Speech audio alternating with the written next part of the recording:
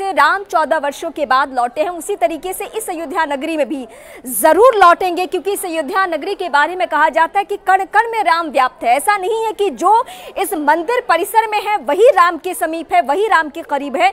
नहीं, बिल्कुल नहीं। जो अयोध्या नगरी के अलग अलग इलाकों में या फिर इसके अलावा भारत के किसी भी कोने में जहां वो राम को स्मरण करें, राम उनके समीप है। राम के बारे में दूर देश से बैठे हुए लोग सोचते होंगे कि ये कौन प्रभु है जिनकी इतनी चर्चा हो रही है, जिनकी इस तरीके से पूजा हो रही है। उनके लिए मैं यही कहना चाहूंगी, राम वो है जिनकी छवि के तौर पे औरतें चाहती हैं कि अगर पति हो तो राम स्वरूप जैसा, अगर बालक हो तो रामलला जैसा। हमारा संपूर्ण राष्ट्र और पूरा विश्व भी आज भगवान श्री राम की प्रतिष्ठा से आलोकित होने का पर्व आरंभ हो चुका है। यह केवल एक मंदिर में एक मूर्ति की प्रतिष्ठा नहीं है, यह इस देश की अस्मिता, इस देश का स्वाभिमान और इस देश का आत्मविश्वास, इसकी प्रतिष्ठा है। 500 वर्षों की प्रतीक्षा के पश्चात यह संभव हो सका। इसके जो अनेक कारण हैं उनके ऊपर तो आलोक हमारे सारे सम्माननीय अभ्यागत डालेंगे ही। मैं केवल एक काम के लिए यहां पर खड़ा हूं, छोटा सा काम।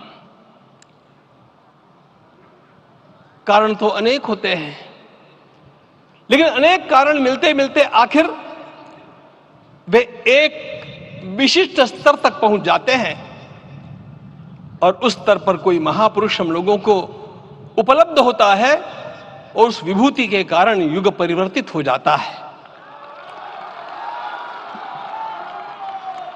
इस प्रकार का परिवर्तन लाने के लिए अपने जीवन को साधना पड़ता है और इस प्रकार जीवन साधने वाले हमारे इस देश की परंपरा के अनेक महान रत्नों में आज हम लोगों को समय की आवश्यकता, युग की आवश्यकता, सनातन के अंतःकरण की आवश्यकता के रूप में हमारे सम्माननीय प्रधानमंत्री जी प्राप्त हुए हैं।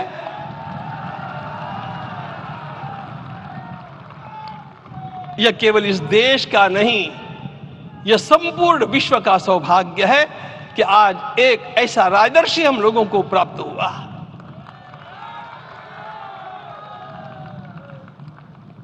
आपके मंगल हाथों से आज प्रतिष्ठा होने की बात थी, वह स्वाभाविक भी था, वो होना ही था मित्रों। लेकिन मुझे इस बात का आश्चर्य हुआ जब मुझे लगभग 20 दिन पूर्व समाचार मिले कि माननीय प्रधानमंत्री जी को इस प्रतिष्ठा के लिए स्वयं अपने लिए क्या क्या अनुष्ठान करके सिद्ध करना चाहिए स्वयं को, उसकी नियमावली आप लिख करके भेजें।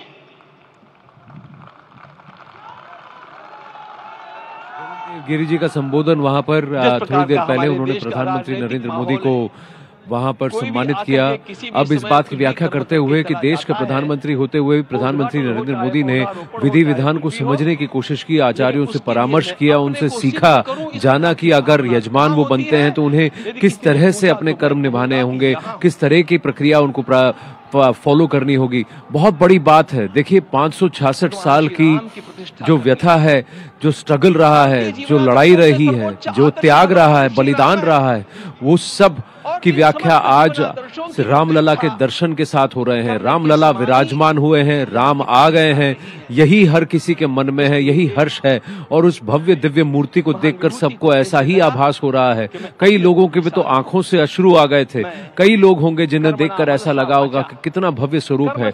उस मूर्तिकार को मत भूलिएगा, उस शिल्पकार को मत भूलिएगा, अरुण योगीराज जिनका नाम है, जिन्होंने नेताजी सुभाष चंद्र बोस की प्रतिमा तो की ही, साथ ही अब रामलला की भी प्रतिमा की है। त्याग, बलिदान, साधना के साथ उन्होंने इसको अंजाम दिया है, इसको किया है। चार आपके सामने ऐसे दृश्य हैं, लेकिन सबसे भव्य दृश्य स्क्रीन पर एक ही है और वो है रामलला का। रामलला विराजमान हुए हैं। जो लोग पूछते थे जो रामलला प्रकट हुए उनका क्या, वो भी वही है, उन्हीं की भी प्राण प्रतिष्ठा हुई है। दोनों का मेल मिलाप कराया गया है। रामलला विराजमान है, एक अचल है, एक चल मूर्ति है। इस तरह से उन दोनों को वहां स्थापित किया गया है। कितना भव्य दिव्य और एक तेज उमड़ता हुआ दिख रहा है। और एक भक्त की तरह अपने भगवान को पूजा करते हुए दिखे प्रधानमंत्री नरेंद्र मोदी। 11 दिन का अनुष्ठान जिसका उन्होंने पालन किया और बाहर आकर सबसे पहले तो उन्होंने पूजा करने के बाद प्रभु श्री राम को साष्टांग दंडवत प्रणाम किया और उसको उनके जीवन में साकार होते हुए मैंने केवल देखा नहीं, मैं थोड़ा तार्किक हूं। आपकी परम पूजनीय माता जी से मिलकर के मैंने उसको रिकन्फर्म भी किया था कि आपका ये अभ्यास 40 वर्षों का है। ऐसा तपस्वी कोई राष्ट्रीय नेता प्राप्त होना यह सामान्य बात नहीं है। वे इन दिनों में हमने कहा था कि आपको विदेश प्रवास नहीं करना चाहिए क्योंकि सांसर्गिक दोष भी आते हैं। विदेश प्रवास टाल दिया सांसर्गिक देशों के इस दोषों की संभावना के कारण, लेकिन दिव्य देशों का प्रवास ऐसा किया। नासिक से आरंभ किया, गुरुवायूर गए, श्रीरंगम गए, रामेश्वरम गए। इन सारे स्थानों पर जाकर के वहां के परमाणुओं को लेकर के और पूरी भारत माता के हर कोनों में जाकर के मानो वे निमंत्रण दे रहे थे कि आइए दिव्य आत्माओं, अयोध्या पधारिए और हमारे राष्ट्र को महान बनाने के लिए आशीर्वाद दीजिए।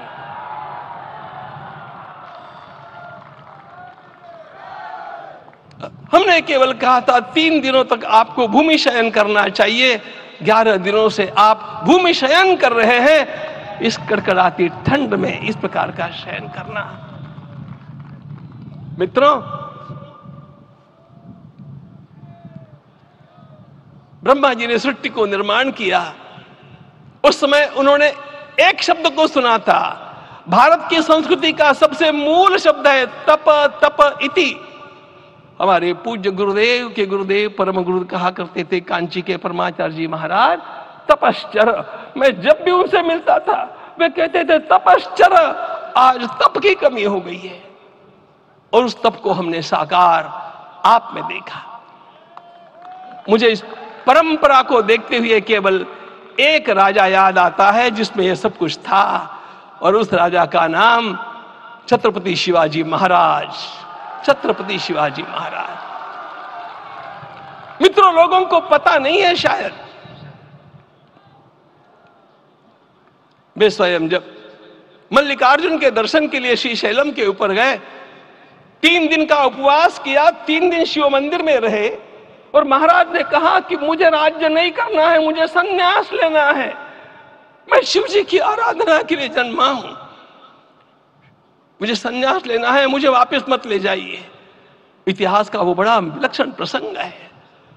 उस प्रसंग में उनके सारे ज्येष्ठ मंत्रियों ने उनको समझाया और लौटा करके लाया कि यह भी आपका कार्य भगवत सेवा ही है।